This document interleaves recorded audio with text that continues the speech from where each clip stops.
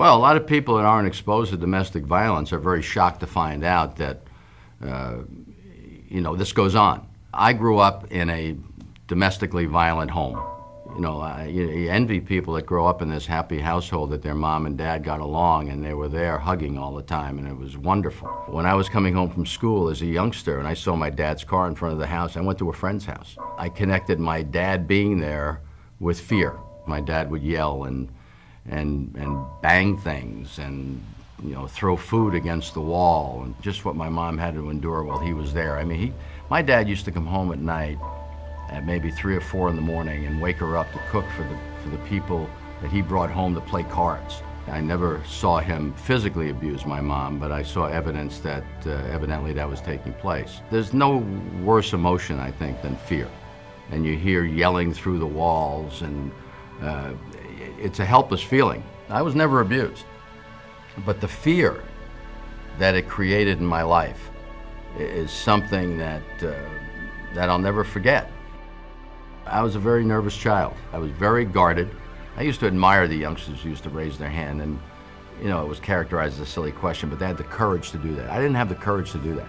Always felt very sensitive about my feelings and was just a little embarrassed to share them with anybody, thinking I was the only one that had these problems. Because at the time, I certainly didn't recognize the connection between domestic violence and my feeling of inadequacy. I just felt secure playing baseball. I was pretty successful doing it. That was a place I could go hide.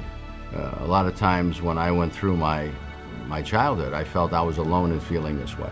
Friends that I grew up with, said, "Joe, I never knew this about you." And if I had known, or if I had a Margaret's Place to go to, it would have been easier for me because I didn't have to carry this burden all by myself. When we first started the Safe at Home Foundation, we went into a middle school, and I explained that I grew up in this violent home, and my dad was abusive to my mom, and I looked up, and there were probably 6 or 8 youngsters that were just shaking their head like this, evidently because they were experiencing the same thing. If the youngsters understand that the way to treat people is the way you want to be treated, that violence, control, any kind of verbal abuse is wrong, we could change things. Growing up, I thought my mom's job was to be there for me. I'd come home from school, she was there. I come home from playing ball, she was there. There was food on the table, there was a hug, there was warmness. I just felt that I wanted other children to benefit from what I benefited from with my mom. My mom's name was Margaret. And we created Margaret's Place. We provide a counselor, provide a safe haven if that child wants to go into this room and read a book or play a game. Now I'm very proud to say we have 10 Margaret's Places.